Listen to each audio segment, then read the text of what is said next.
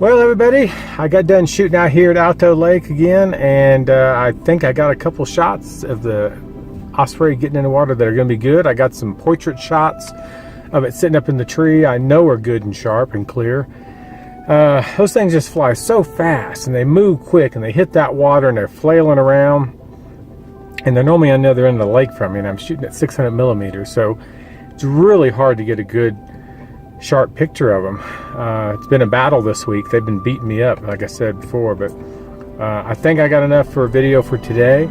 I'll show some footage. I got some video of it sitting in a tree, some pictures of it, even got some pictures of some ducks. The ducks are everywhere, and they swim right up to you, so it's easy to get good pictures of the ducks. I'm gonna give a shout out to my new buddy Renee. I met him yesterday out here fishing, and he was out here again this morning fishing some more. Super nice guy. If you're watching this, Renee, howdy, and I told you I'd give you a shout out, so stick around and see the little bit that I got today. Thanks for watching. Don't forget to subscribe.